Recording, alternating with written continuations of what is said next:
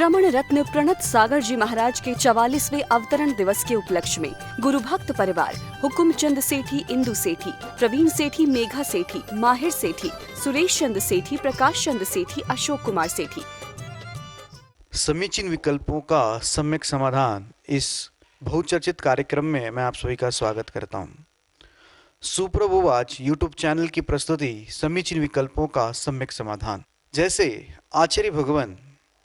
गुरुवर्षि विशुद्ध सागर जी महाराज कहते हैं एवं उन्हीं के सुयोग्य शिष्य मुनि श्री सुप्रभ सागर जी महाराज जी कहते हैं, समय पे किया गया काम समय को दिलाता है। जी हाँ, अगर आपके मन में उठने वाले विकल्पों को आप समय पे उसको शमन करते हैं या शांत करते हैं तो आप चैन से रह सकते हो। मुनि श्री सुप्रभ सागर जी महाराज एवं मुनि श्री प्रणत सागर जी महाराज अथक परिश्रम से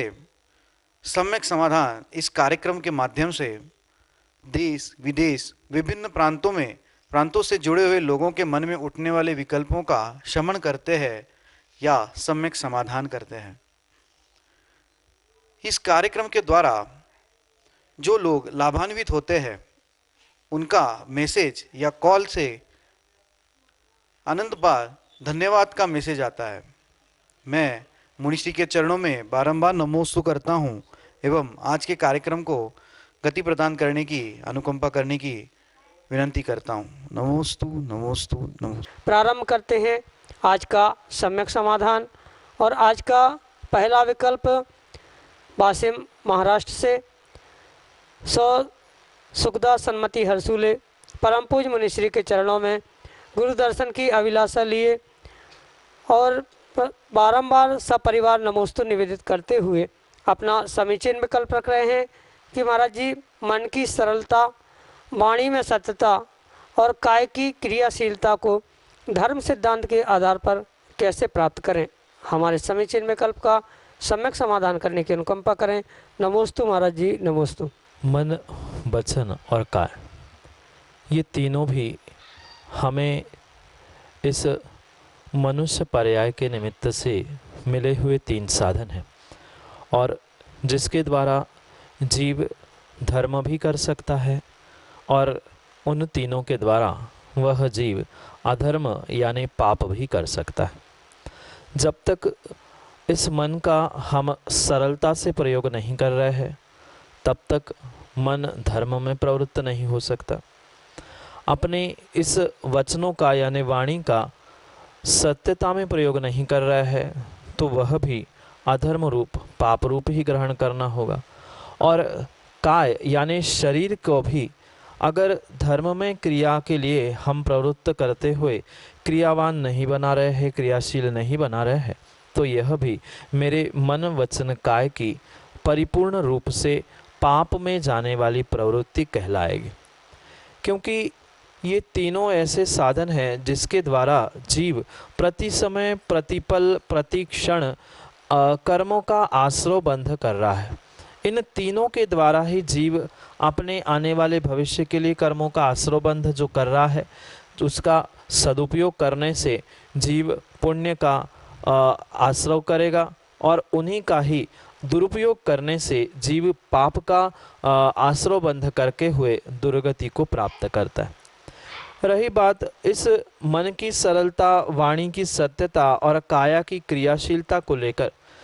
उसको धर्मों को जोड़ने के लिए या धर्म में प्रवृत्त करने के लिए ही ये तीन बातें लिखी है। क्योंकि ये परम सत्य समझना जो माया कषाय है, मायाचारी जिसे कहते हैं, वह मन से कुछ, वचनों से कुछ और शरीर से कुछ, ये भिन्न भिन्न तीनों की जो प्रवृत्ति है, आगम में आचार्य भगवान ने उसे ही माया कषाय या मायाचारी कहा है। जब सहजता से ही मन की सरलता प्राप्त हो जाएगी, जो लाग लपेट की, छुपाने की, दिखाने की, मन में कुछ और वचनों से कुछ कहने की जो टेढ़ी असरल परिणति है, उसे छोड़ने से जो हम मन में सरलता या सहजता धारण कर रहे हैं, वही जीवों के लिए उस मोक्ष मार्ग तक या धर्म तक पहुंचाने के लिए साधन बन सकती। जो वाणी की सत्यता है, वह सत्यता ही वाणी की धर्म है, क्योंकि ये समझना हमने धर्म की व्याख्या बहुत छोटे रूप से समझी है। मात्र सुबह उठकर पूजा पाठ करना, मंदिर में पहुंच जाना इतना ही धर्म नहीं है, अपितु वह धर्म तक पहुंचने के लिए एक व्यवहार रूप क्रिया है। जो निश्चय धर्म है वह निश्चय धर्म तो अहिंसा ही कहलाता है, और उस अहिंसा का पालन करने के लिए सबसे पहले सरलता, सत्यता और योग्य स्थानों पर शरीर की योग्य क्रियाओं को क्रियाशील कर देना, ये उस मन वचन का 3 साधनों का सदुपयोग कहा जाता है, और उसे ही आचार्य भगवंतों ने धर्म कहा है। क्योंकि अगर इनकी परिणति, मन वचन काय की परिणति भिन्न प्रकार से यानी पापों में जा रही है, असरल परिणाम है, टेढ़े परिणाम मन के चल रहे हैं, वाणी से झूठ बोलने का प्रयोग कर रहे हैं या वाणी से हम झूठ बोल रहे हैं, शरीर से पापों में प्रवृत्ति जा रही है, तो ये प्रत्येक क्रिया मन वचन काय की हमें पाप को दिलाने वाली, अशुभ को दिलाने वाली ही होगी, अन्य नहीं हो सकती। इसलिए इन तीनों के द्वारा जो सरलता, सत्यता और क्रियाशीलता के द्वारा जो उस विपरीत क्रियाओं को छोड़कर, विपरीत सोच को और विपरीत झूठ आदि को छोड़ते हुए सत्य में जीता, सरलता को धारण करते हुए अपने शरीर को क्रियाशील यानी धार्मिक क्रियाओं में लगाता है, वही व्यवहार निश्चय प्रकार से धर्म है, और उसे ही आगम के परिप्रेक्ष्य में हम सदुपयोग रूप इन तीनों को आश्रव बंध करने के लिए, पुण्यवर्धन करने के लिए कारण बना सकते हैं, अन्यथा इसका दुरुपयोग ही हमें अधर्म या पाप में ले जा सकता है। यही आपके लिए सम्यक समाधान। डॉक्टर मगन जैन, श्रीमती चंदा जैन, आष्टा से परम पूज्य मुनिश्री के चरणों में नमोस्तु निवेदित करते हुए कह रहे हैं कि महाराज जी, हिंसात्मक क्रिया का फल हिंसा रूप ही मिलता है, पर कभी कभी वही क्रिया अहिंसा रूप भी फल देती है, ऐसा क्यों? हमारे समीचीन विकल्प का सम्यक समाधान करने की कृपा करें। नमोस्तु महाराज जी, नमोस्तु। क्रिया मात्र शरीर से नहीं हुआ करती, अपितु क्रिया मन से, वचन से भी हुआ करती, और जो कर्मों का आश्रव बंद होता है वह परिपूर्ण रूप से मन, वचन और काय, इन तीनों प्रकार की क्रिया से होता है। क्रिया का अभिप्राय जो जीवों ने मात्र बाह्य शरीर की परिणति रूप स्वीकार किया है उतना नहीं है, अपितु मन के अभिप्राय को भी, मन के परिणामों को भी, उसकी परिणति को भी हम मन की क्रिया कह सकते हैं। जो वचनों का प्रयोग किया जा रहा है, सत्य, असत्य, झूठ आदि रूप, वह उस वचन योग की क्रिया ही कहलाई जाएगी। इसलिए ये बात बहुत अच्छे से हमें समझनी होगी कि मात्र शरीर की क्रियाओं से कभी भी पुण्य पाप का निर्धारण नहीं किया जाएगा। तीनों यानी मन की, वचन की, काय की, इन तीनों की क्रियाओं को समझकर ही उसके विषय में हमें निर्णय करने योग्य होगा। जो मन का अभिप्राय हुआ करता है, वचन बोलते समय हो चाहे क्रिया करते समय हो, जैसा जैसा हमारा मन का अभिप्राय, परिणाम, परिणति होती है, कर्म का आश्रय उसके हिसाब से भी हुआ करता है। माना कि किसी की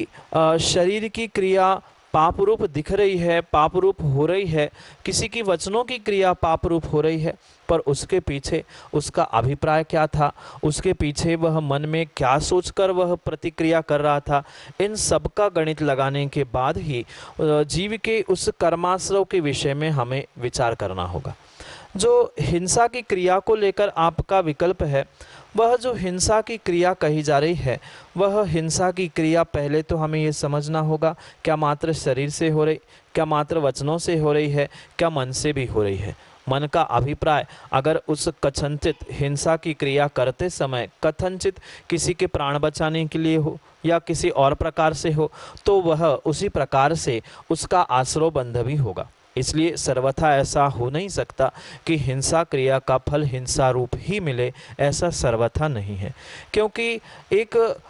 दृष्टांत के साथ इस घटना को, इस कार्य को, इस क्रिया को आप समझे। क्योंकि एक डाकू होता है, वह भी किसी के प्राणों को लेकर हिंसा करता है।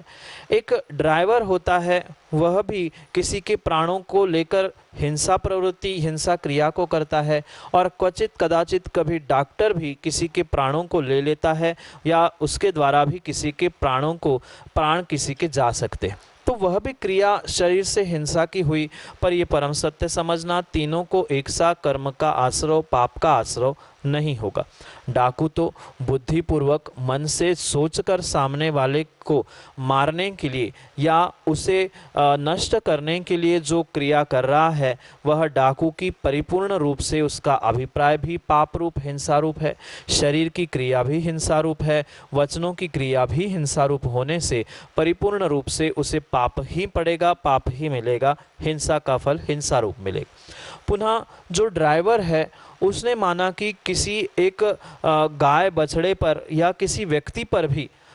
अपने उस गाड़ी में बैठे हुए 50-55 लोगों के प्राण बचाने के लिए अगर एक व्यक्ति को वहीं पर निपटा दिया, स्पष्ट कह दे, या कुछ एक्सीडेंट से वो निपट गया, पर अभिप्राय क्या था? जो गाड़ी में बस में बैठे हुए 50-55 लोग थे, उनके प्राण बचाने के लिए अगर वह एक व्यक्ति को नहीं मारता ठोकर, तो हो सकता वह खाई में जाकर 55 लोग मर जाते। तो उसको बचाने के अभिप्राय से उसने भले ही उस एक पुरुष को, एक व्यक्ति, एक गाय आदि को मृत्यु दिया, मृत्यु के पास पहुंचाया हो या उसकी मृत्यु हो गई हो उसके निमित्त से, पर उसे कथनचित पुण्य और कथनचित पाप भी लगेगा। भले ही क्रिया हिंसा की थी, पर उसका अभिप्राय उस व्यक्ति को मारने का, उसको मृत्यु देने का नहीं था, अपितु 55 लोगों को बचाने का था। साथ में जो डॉक्टर भी हुआ करता है, जैसे कि आपके विषय में ही कह दे, आप किसी का ऑपरेशन कर रहे थे, परिपूर्ण रूप से आप उसे बचाना ही चाहते थे,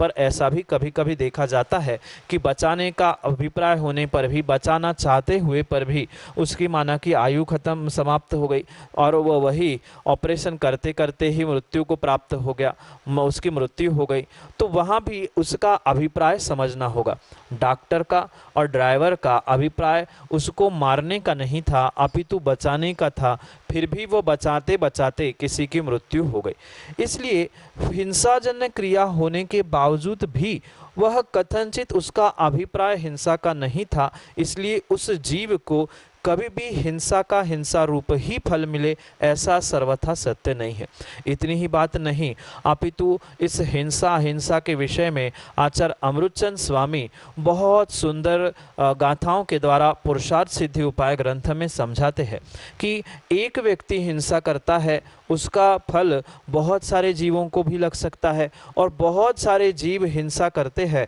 तो उसका फल उनको ना लगते हुए एक जीव को भी लग सकता है। जैसे राजा होता है और राजा के लिए युद्ध करने वाले जितने भी सैनिक होते हैं, मुख्यतः से जो भी उस युद्ध में हिंसा होगी उसका परिपूर्ण फल राजा को मिलेगा। कथनचित उसके सहभागी होने से उन्हें तो मिलेगा, पर पूर्ण हिंसा का फल राजा को मिलेगा। अनेक हिंसा करने पर एक को फल मिलता है और एक हिंसा करने पर बाकी उन्होंने उनकी अनुमोदना की होगी, बाकी 50 लोगों को कहने पर किसी ने मारा होगा, तो वह उसको भी उस हिंसा का एक करते हुए सबको फल मिलता है। इस हिंसा के विषय में उस पुरुषार्थ सिद्धि ग्रंथ में बहुत विस्तार से आचार्य भगवान ने लिखा है, आप उसे भी पढ़े और उससे भी उस हिंसा के आश्रय, उसकी क्रिया आदि का फल समझकर सम्यक निर्णय करें, क्योंकि सर्वथा ऐसा जरूरी नहीं है कि हिंसा क्रिया का फल हिंसा रूप ही मिले और अहिंसा क्रिया का फल अहिंसा या पुण्य रूप ही मिले।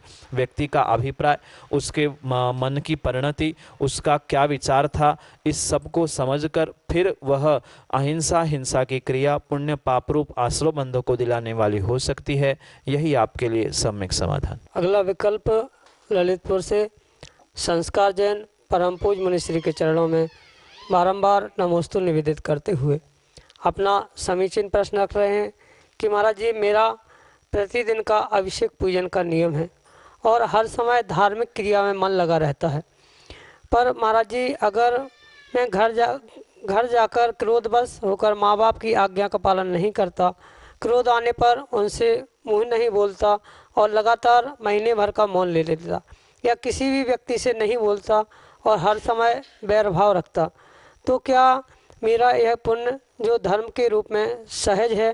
पर उसका मुझे पुण्य मिलेगा? हमारे मार्गदर्शन करें, जिससे कि मुझे क्रोध आने पर मैं क्या करूं, जिससे हर समय शांत रह सकूं और अपने बड़ों की बात मानूं। समीचीन विकल्प के साथ हमारा सम्यक समाधान प्रदान करते हुए हमारा मार्गदर्शन करने की अनुकंपा करें। नमोस्तु महाराज जी, नमोस्तु। संस्कार भाई, मात्र धार्मिक क्रिया करना इसका अर्थ धर्म नहीं है और उसका प्रतिफल पुण्य हो यह भी ज़रूरी नहीं है। बहुत सारे वर्तमान में ऐसे जीव है जो अपने आप को मात्र भगवान की पूजा पाठ अभिषेक आदि करने के निमित्त से धर्मात्मा मानते हैं, पर मेरी दृष्टि से वह धर्मात्मा नहीं है, अपितु मात्र धार्मिक क्रियाओं को दोहराने के निमित्त से वह धार्मिक तो हो सकते हैं पर धर्मात्मा नहीं होते। जो धर्मात्मा हुआ करता है वह धार्मिक क्रियाओं के साथ साथ परिपूर्ण रूप से कषाय से निवृत्त होता है या निवृत्त होने का प्रयास करता है। उन धार्मिक क्रियाओं को लेकर,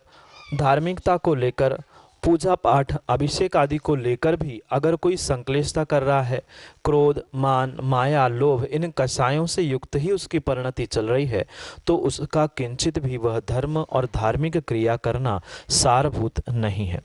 कहने के लिए या समझने के लिए भले ही वह जीव अपने आप को धर्मात्मा मान ले, पर वह घर में अगर माता पिता की बात नहीं सुन रहा है, घर में उसे किसके साथ कैसा बर्ताव करना है उसका तरीका नहीं आ रहा है, सच्चे देवशास्त्र गुरु जिनकी तुम घंटों घंटों मंदिर में पूजा पाठ अभिषेक कर रहे हो, उनकी गुणगान कर रहे हो, उनकी बात ही अगर हम जीवन में समझ नहीं पाए, स्वीकार नहीं कर पाए, तो किंचित भी हमारा धर्म करना हमारे लिए पुण्य प्रदान करने वाला हो ही नहीं सकता।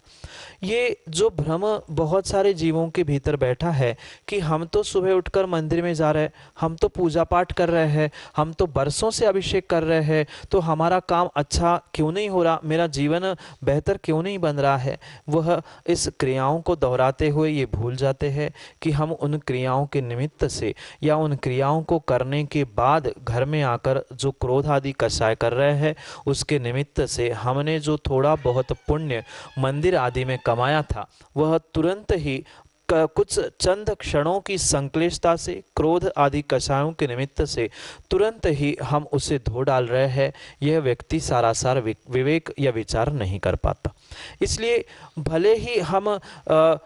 5 पूजा की जगह एक ही पूजा कर ले, पूजा की जगह अभिषेक ही मात्र कर ले, पर उन क्रियाओं के साथ अगर हमारा उन कषायों का समन्वय या कषायों का उपशमन करने की शक्ति नहीं है, तो हमारी ये प्रत्येक धार्मिक क्रिया व्यर्थ ही मानी जाएगी। इसका अर्थ ये नहीं है कि हम धार्मिक क्रिया ही करना छोड़ दें, धार्मिक क्रिया तो हमें करनी ही है, पर ये बात भी परम सत्य समझनी होगी कि जैसे मन लगाकर हम धर्म की क्रिया धार्मिक क्रियाओं में अपने आप को लगा रहे हैं, बिल्कुल घर परिवार के भी प्रत्येक कार्य में या घर परिवार में सबके साथ हमें उतने ही अच्छे तरीके से बर्ताव करना, बड़ों की बात मानना, बड़ों का विनय करना, यह सब विनय धर्म अपने भीतर आना परम आवश्यक है। क्योंकि विनय धर्म नहीं है दूसरों के सामने झुकना, अपनी कमियों को पहचानना और अपनी कषायों को कम करना अगर व्यक्ति ने नहीं सीखा है, तो वह कितना भी बड़ा व्यक्ति क्यों ना हो जाए,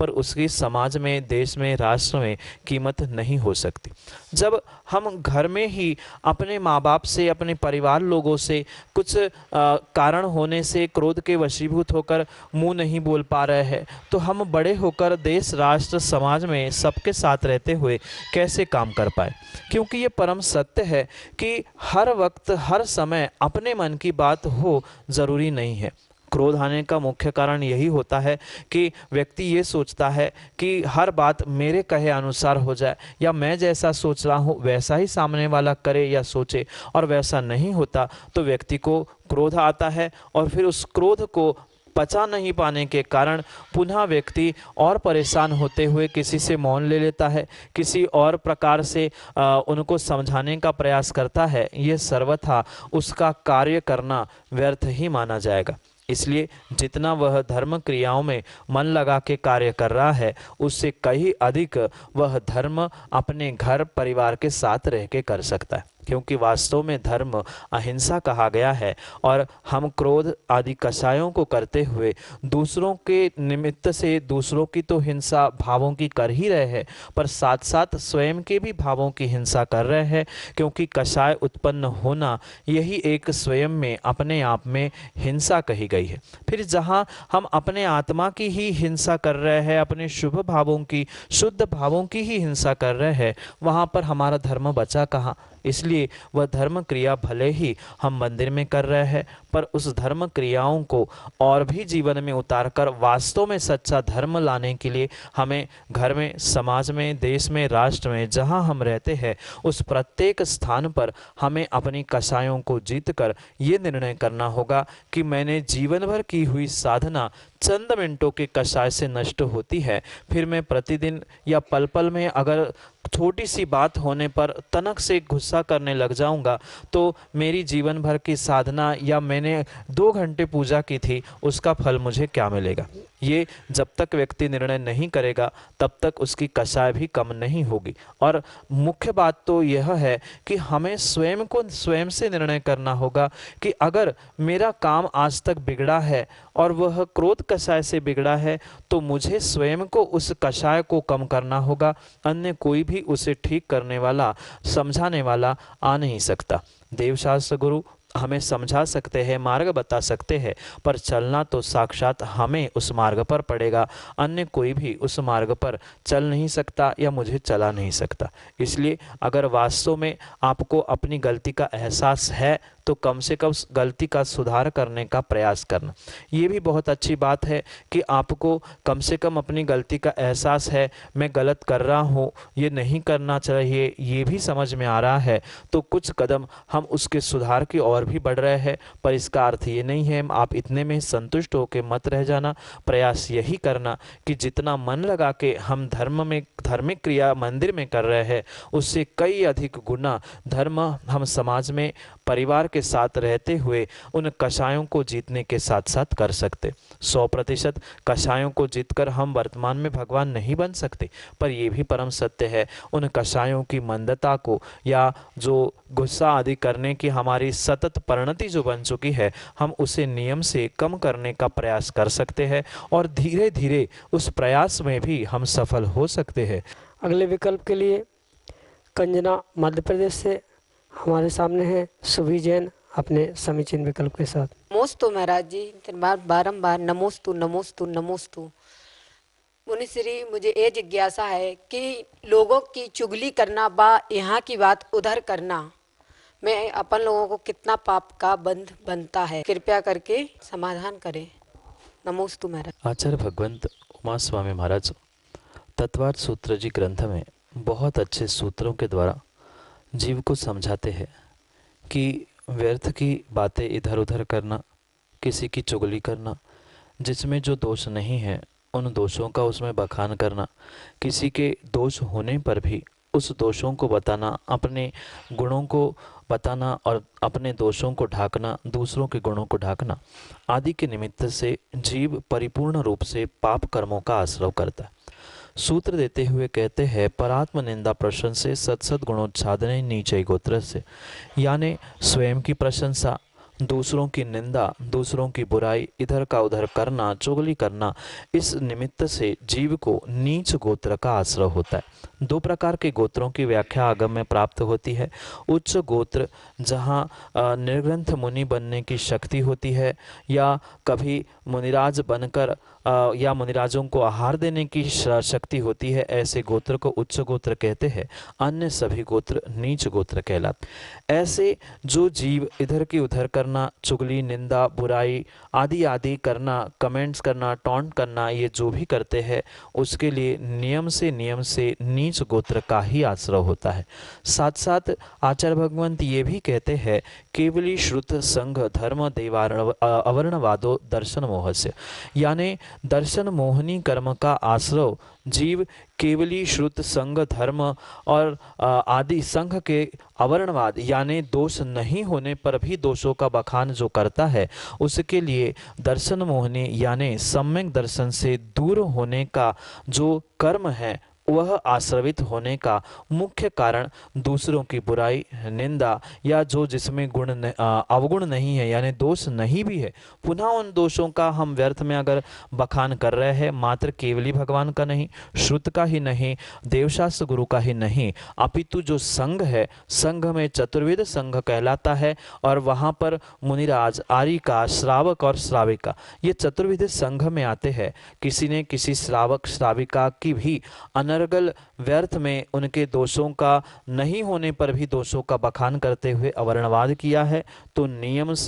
से उसको दर्शन मोहनी का यानी सम्यक दर्शन नहीं होने वाले कर्म का 70 कोड़ा कोड़ी सागर तक आश्रव हो सकता है। सबसे अधिक कर्म का आश्रव इस दर्शन मोहनी कर्म का हो सकता है। इसलिए व्यर्थ में किसी की चुगली करना, इधर उधर की बातें इधर उधर पहुंचा देना, ये जो भी जीव करते हैं उनको नियम से नीच गोत्र का या अवर्णवाद रूप कर रहे हैं तो उनको दर्शन मोहनी का आश्रव बंद होगा और ये पाप प्रकृतियां है, इसलिए इनसे बचे। यही आपके लिए सम्यक समाधान। जय जैन बंधु, आप हम सभी लाभ ले रहे थे सम्यक समाधान इस कार्यक्रम का। यह कार्यक्रम प्रतिदिन शाम को 4 बजे पारस टीवी चैनल पर एवं 5:13 पे सुप्रभु आज इस यूट्यूब चैनल से प्रसारित होता है। इसका पुनः प्रसारण फेसबुक के माध्यम से भी होता है। फेसबुक पे श्रवण सुप्रभ सागर जी या श्रवण या सुप्रभु आज नाम से पेज है, उसके माध्यम से इसका प्रसारण होता है। अगर आप इस कार्यक्रम से जुड़ना चाहते हो, अगर आप इस कार्यक्रम के माध्यम से अपने समीचीन विकल्पों का सम्यक समाधान प्राप्त करना चाहते हो तो निम्नलिखित जो नंबर चल रहे हैं पट्टी पे, उस पर अपना समीचीन विकल्प हम तक भेज सकते हो व्हाट्सएप के माध्यम के द्वारा। आपकी सुविधा के लिए मैं यह नंबर दोहराता हूँ। यह नंबर है 8707548811 8707548811। अगर आप ईमेल से अपना विकल्प भेजना चाहते हो तो samyak.samadhan@gmail.com इसके माध्यम से अपना समीचीन विकल्प हम तक भेज सकते हो। मैं मुनिश्री के चरणों में बारंबार नमोस्तु करता हूँ और आज के कार्यक्रम को यही विराम देता हूँ। नमोस्तु नमोस्तु। श्रमण रत्न प्रणत सागर जी महाराज के 44वें अवतरण दिवस के उपलक्ष्य में गुरु भक्त परिवार हुकुमचंद सेठी, इंदु सेठी, प्रवीण सेठी, मेघा सेठी, माहिर सेठी, सुरेश चंद सेठी, प्रकाश चंद सेठी, अशोक कुमार सेठी, नागपुर।